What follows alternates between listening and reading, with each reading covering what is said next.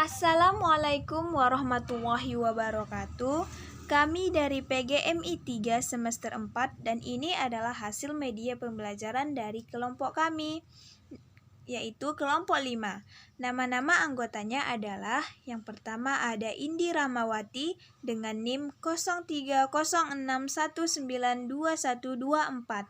Yang kedua ada Adinda Putri Usmanda dengan NIM 0306192101. Yang ketiga ada Sulistia Harpani dengan NIM 0306192087.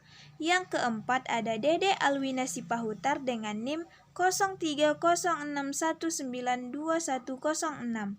Yang kelima ada Syifa Sapriani Simatupang dengan NIM 0306192088.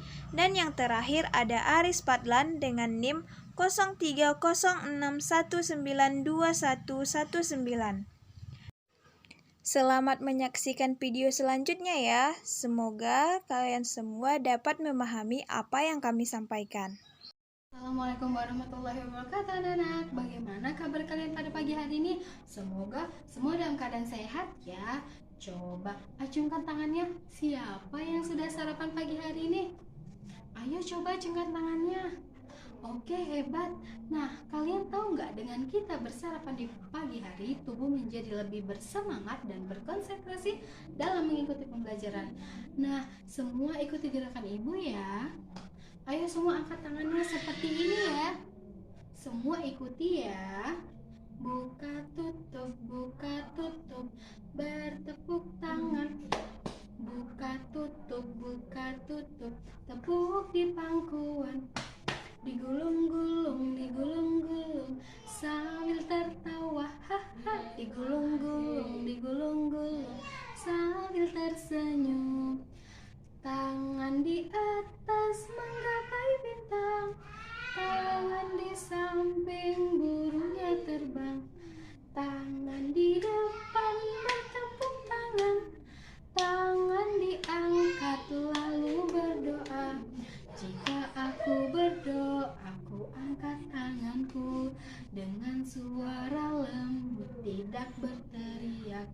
Berdoa sungguh-sungguh agar dikabulkan segala permohonan hamba yang beriman.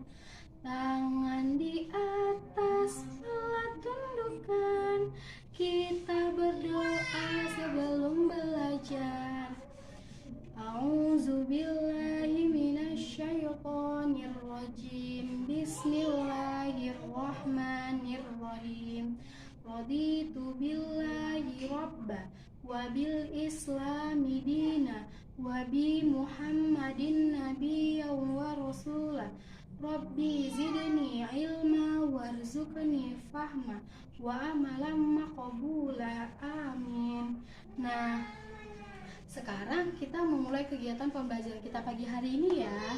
Nah, pada pagi hari ini kita belajar mengenai tentang siklus air. Nah, anak-anak, apakah kalian tahu apa sih air itu? Ayo coba, siapa yang tahu? Oh, tapi jangan dijawab dulu ya. Sebelumnya kita akan menyaksikan video ini ya. Ayo anak-anak, dipahami ya video tersebut. Hai anak-anak ibu sekalian, apa kabarnya hari ini?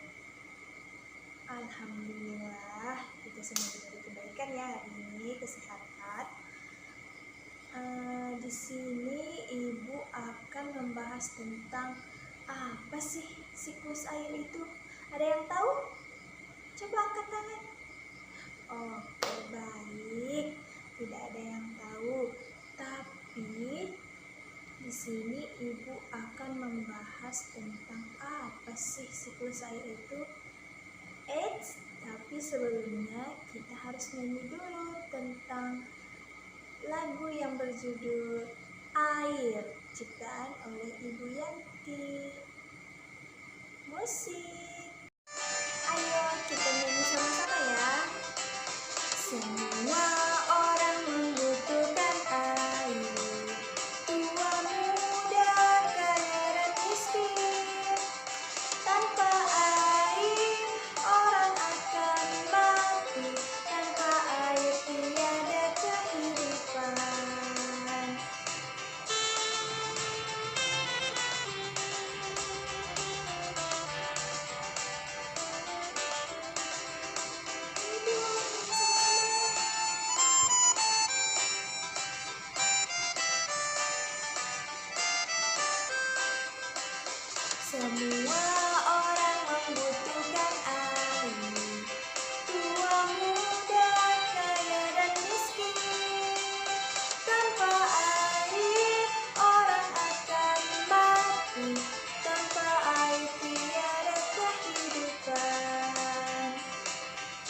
bagus sekali.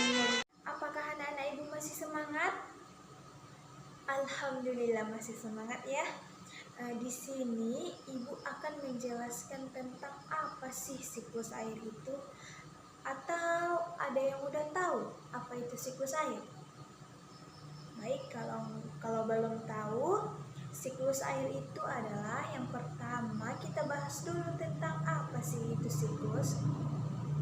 Siklus adalah sebuah putaran atau rangkaian yang terjadi secara tetap tetapi dia teratur. Sedangkan air, apa ya? Siapa sih yang nggak tahu air? Anak-anak ibu nggak tahu air? Coba angkat tangannya siapa yang nggak tahu air? Bagus, semua tahu apa itu air. Iya, air adalah sebuah cairan yang biasanya kita gunakan di dalam kehidupan sehari-hari seperti mandi, minum, mencuci baju, apalagi ya?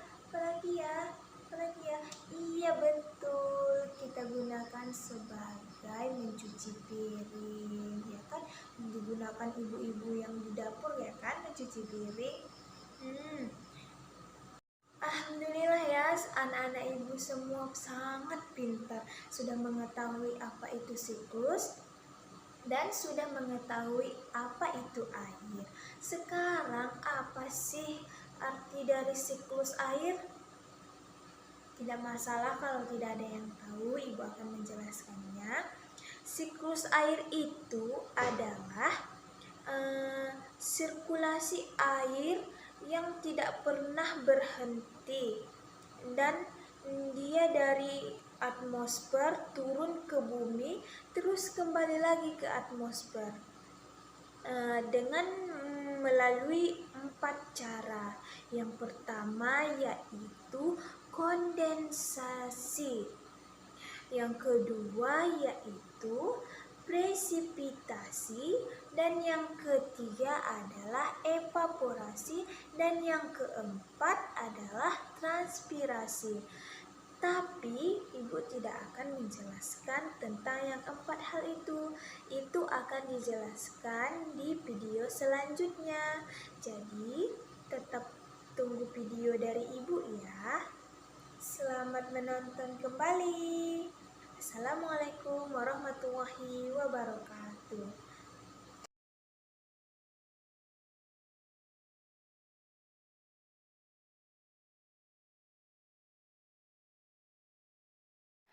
Assalamualaikum warahmatullahi wabarakatuh. Halo anak-anak pintar, bagaimana kabar kalian hari ini? Semoga kita semua selalu dalam keadaan sehat. Amin ya rabbal alamin. Pada hari ini kita akan mempelajari mengenai siklus air atau daur ulang. Air merupakan salah satu sumber daya alam yang sangat dibutuhkan oleh makhluk hidup di bumi. Tanpa adanya air, manusia, hewan, dan tumbuhan tidak akan bertahan hidup. Berikut ini adalah manfaat air untuk makhluk hidup.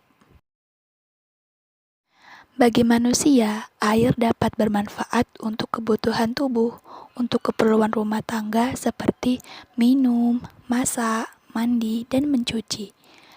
Air dapat dimanfaatkan sebagai rekreasi dan olahraga, seperti renang, selancar, arum jeram, dan sebagainya, dan juga sebagai sarana transportasi.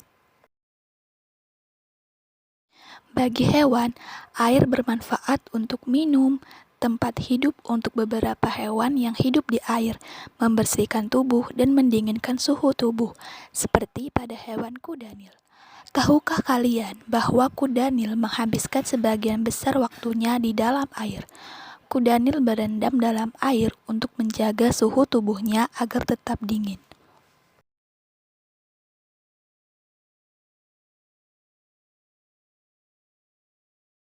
Sedangkan bagi tumbuhan, air bermanfaat sebagai tempat hidup berbagai jenis tumbuhan yang hidup di air, seperti eceng gondok, teratai, dan pandan air, dan sebagai salah satu bahan utama proses fotosintesis.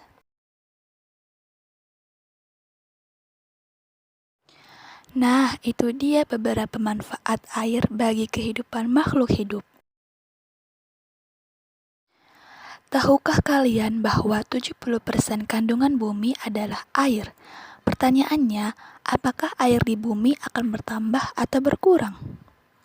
Air akan selalu tersedia di bumi dengan volume yang jumlahnya tetap tidak bertambah ataupun berkurang.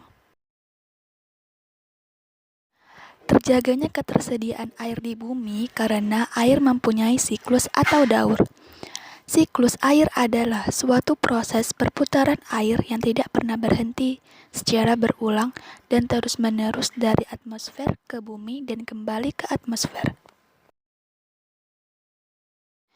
Siklus air tersebut meliputi evaporasi dan transpirasi, kondensasi, dan presipitasi. Kemudian, kembali lagi ke proses evaporasi. Mari kita bahas proses siklus air tersebut. Yang pertama, evaporasi dan transpirasi. Evaporasi adalah peristiwa penguapan air yang ada di laut, di sungai, dan di daratan karena panas matahari. Dan transpirasi adalah peristiwa penguapan air yang berasal dari makhluk hidup, juga karena panas sinar matahari.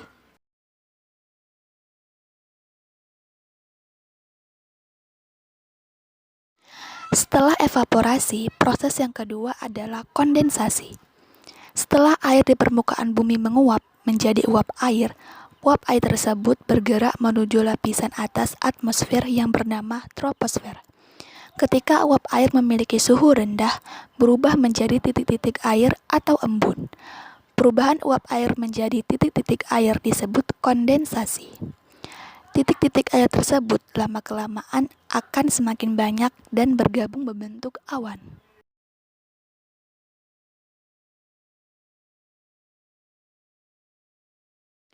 Setelah kondensasi, tahap selanjutnya adalah presipitasi atau turunnya air hujan. Saat uap air terus berkumpul menjadi awan, maka awan tersebut akan menjadi berat. Jika awan tidak mampu lagi menampung titik-titik air, maka titik-titik air akan jatuh menuju ke permukaan bumi yang disebut air hujan. Proses ini dinamakan presipitasi.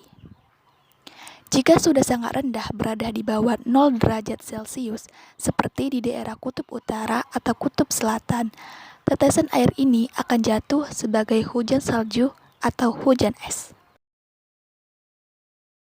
Air hujan yang jatuh ke permukaan bumi sampai ke permukaan tanah, kemudian meresap ke dalam tanah melalui celah-celah pori-pori tanah, serta batuan membentuk cadangan air tanah atau mengalir di permukaan tanah menuju perairan seperti danau, sungai, dan laut.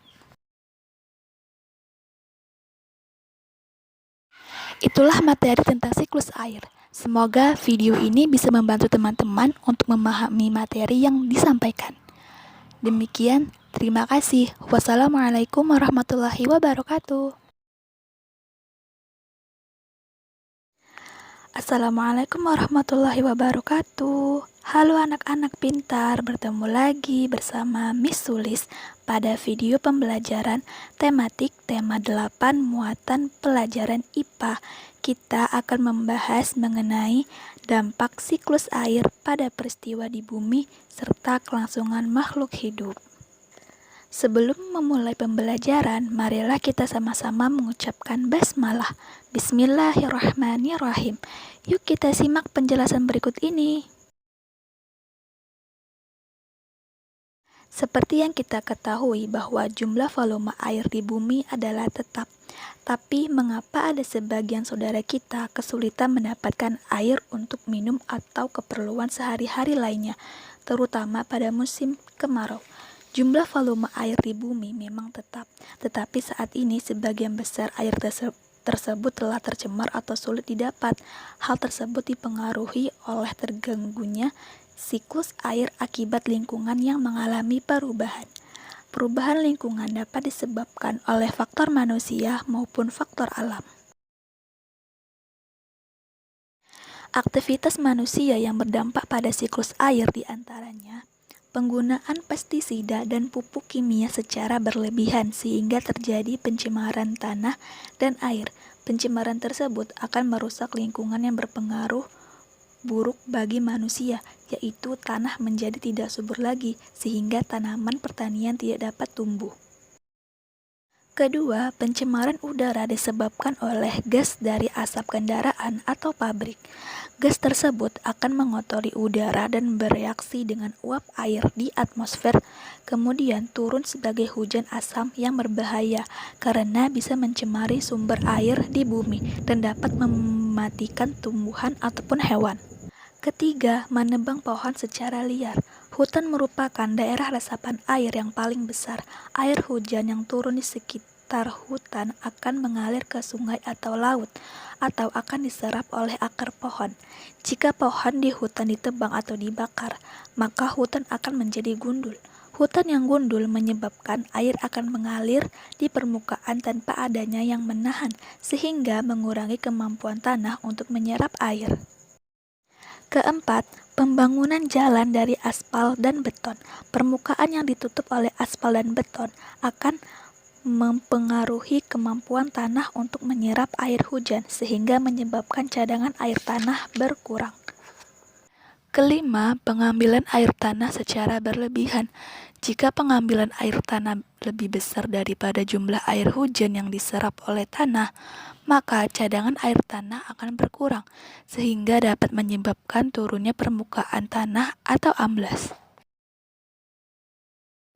Keenam, membuang limbah atau sampah ke sungai atau laut.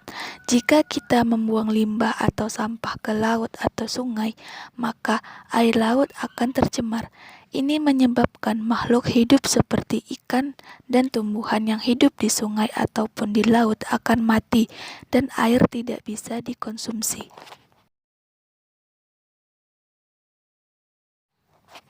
Sekarang, bisakah kalian menyebutkan aktivitas manusia yang lainnya yang dapat mengganggu siklus air?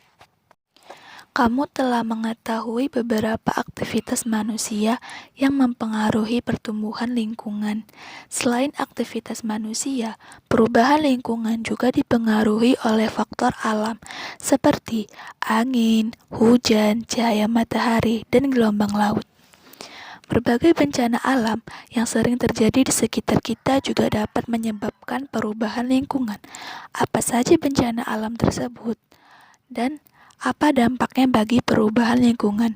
Yuk kita simak. Pertama, erosi. Erosi adalah peristiwa pengikisan tanah oleh angin, air, atau es. Erosi dapat terjadi karena gejala alami atau kegiatan manusia. Kedua, abrasi. Abrasi adalah proses pengikisan pantai atau gelombang laut dan arus laut yang bersifat merusak. Abrasi disebut juga erosi pantai. Ketiga, banjir. Banjir dapat disebabkan oleh hujan deras dalam waktu lama atau air pasang yang tinggi. Hujan deras dapat membuat permukaan air sungai naik dan meluap ke daerah sekitarnya. Terlebih jika air sungai penuh dengan sampah, air akan cepat meluap karena tersumbat. Keempat, tanah longsor. Tanah longsor adalah peristiwa tanah dan batuan ke bawah bukit. Peristiwa ini dapat diakibatkan oleh hujan. Air yang ada di bumi dapat dibedakan menjadi air permukaan dan air tanah. Berdasarkan kedalamannya, air tanah dibedakan menjadi dua, yaitu air tanah dangkal dan air tanah dalam. Air tanah dangkal merupakan air tanah yang letaknya dekat permukaan bumi di atas lapisan kedap air, sedangkan air tanah dalam merupakan air tanah yang letaknya jauh dari permukaan bumi yang tersimpan di antara dua lapisan kedap air. Air yang kita gunakan, terutama air minum, haruslah air bersih. Tahukah kamu ciri-ciri air bersih? Menurut ketentuan dari Organisasi Kesehatan Dunia atau WHO, layak atau tidaknya suatu air untuk kehidupan manusia ditentukan menurut persyaratan kualitas secara fisik, kimia, dan biologi. Syarat fisik air bersih diantaranya air tidak berwarna keruh, tidak memiliki bau, tidak ada rasa, berwarna jernih, dan suhu air terjaga. Persyaratan kimia air bersih antara lain memiliki pH netral berkisar 6,8 sampai 9,0, kesadaran rendah, dan tidak mengandung bahan organik dan anorganik yang telah ditetapkan. Air bersih juga harus memenuhi beberapa syarat secara biologi. Pertama, tidak mengandung organisme patogen, yaitu makhluk hidup penyebab penyakit atau tidak mengandung mikroorganisme patogen. Walaupun tidak berbahaya, tapi akan menimbulkan bau dan rasa yang tidak enak pada air. Berikut adalah peranan penting siklus air dalam ketersediaan air di bumi. Di antaranya adalah menjaga iklim agar seimbang dan stabil, sebagai proses peremajaan air secara alami, sebagai penyedia air di bumi, menjaga suhu udara di bumi, pembentukan kembali permukaan bumi, dan memelihara kehidupan ekosistem. Setelah kita mengetahui pentingnya ketersediaan air bersih, kira-kira apa saja yang bisa kita lakukan untuk menjaga siklus air dan ketersediaan air bersih? Pertama, kita harus menghemat air dengan mematikan keran air jika penampungan air tersebut sudah penuh. Kedua, pembuatan lubang biopori. Lubang ini berguna untuk menampung air hujan yang akan diserap oleh tanah. Ketiga, kemudian penanaman pohon di lahan yang gundul agar akar-akar pohon tersebut dapat menahan air di dalam tanah.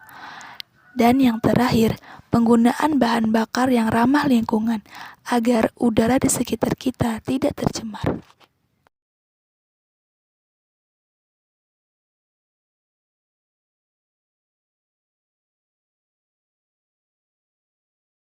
Demikian pembelajaran hari ini. Bagaimana? Kalian sudah bisa menyimpulkan apa yang sudah kita pelajari bersama? Good job, betul sekali. Semoga bermanfaat ya. Dan sampai jumpa lagi di lain kesempatan. Wassalamualaikum warahmatullahi wabarakatuh.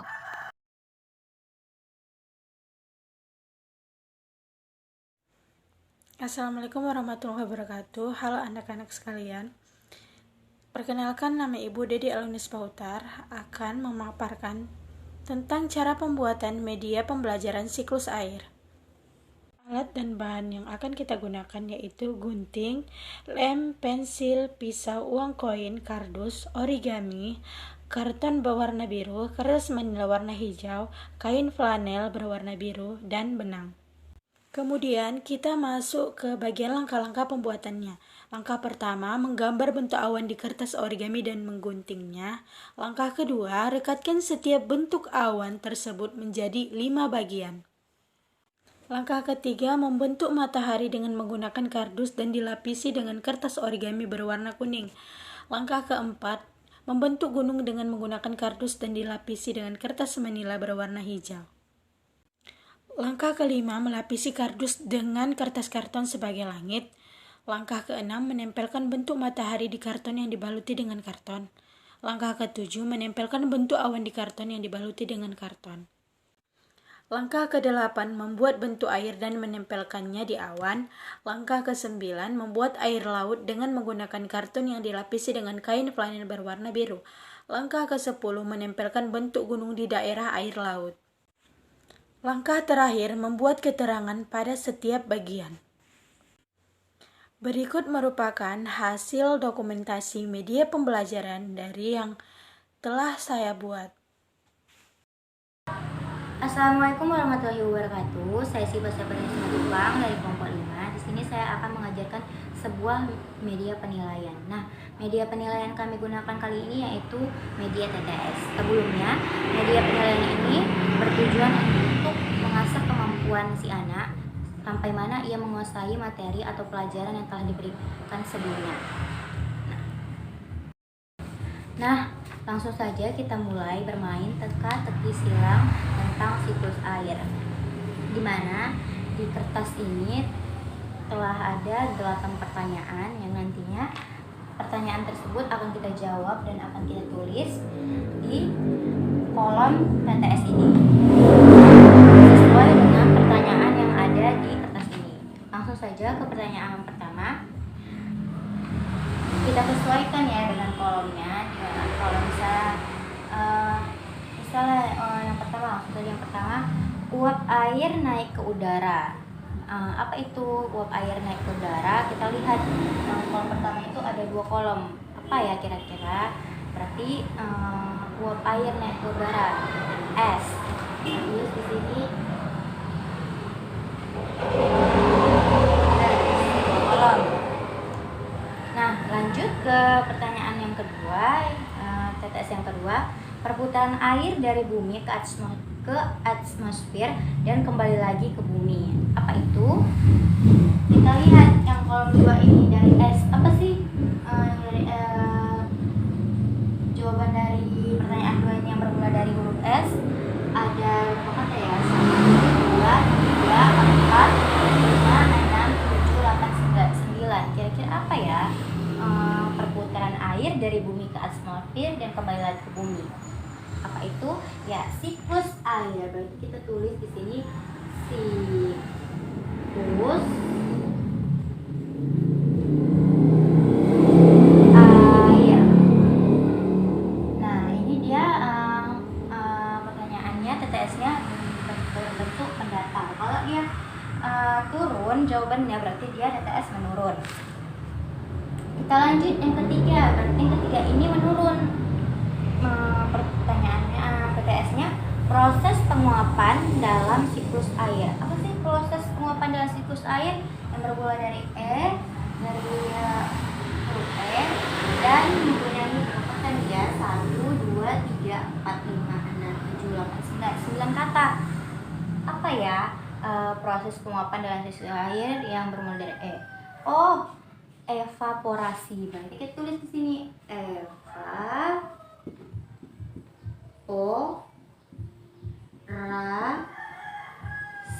Pas kan? Nah, kalau kita mau jawab TTS ini, kuncinya dia kita harus sesuaikan dengan awalan katanya, terus berapa kata berapa kata untuk jawabannya kita sesuaikan. Jadi tidak ada yang berlebih dan tidak ada yang kurang. Lanjut ke yang kelima, ini mendatar. Pertanyaan TTS mendatar, proses pengembunan dalam siklus air.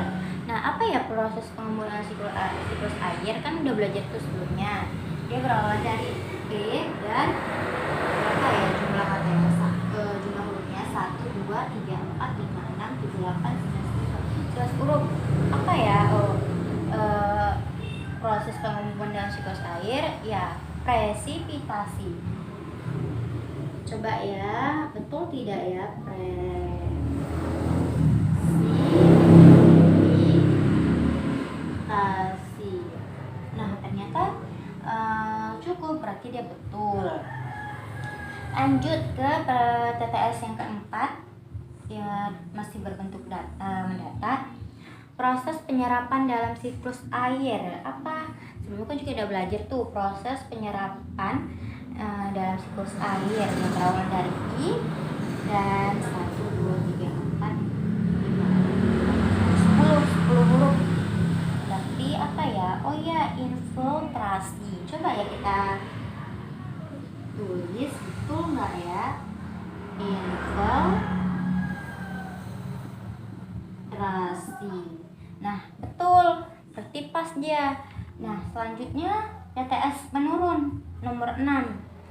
Tempat terbesarnya proses siklus air yang berawalan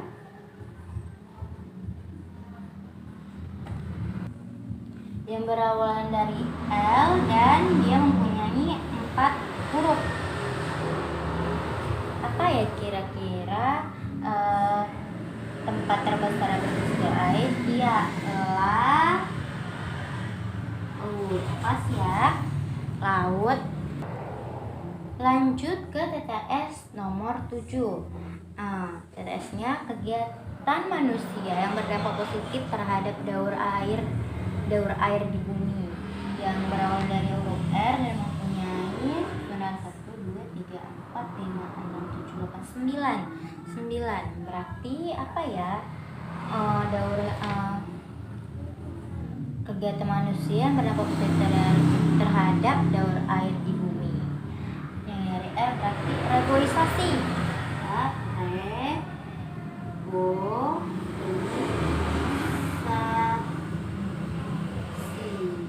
Nah, pas ya teman-teman. Nah, lanjut kita ke TTS yang ke-8 yang terakhir, TTS menurun. Uap air yang ada di atmosfer akan berubah menjadi titik air ketika suhu udara dari T dan dia memiliki 1, 2, 3, 4, 5 kotak. Dari T uap air yang ada di atmosfer akan berubah menjadi titik air ketika suhu udara turun. Nah, coba turun. Pas ya teman-teman. Nah, seperti itulah cara menjawab teka-teki silang untuk media penilaian. Sekian dari saya untuk video kali ini. Semoga apa yang saya sampaikan kali ini dapat bermanfaat dan berguna bagi kita semua. Lebih dan kurang saya mohon maaf. Wassalamualaikum warahmatullahi wabarakatuh.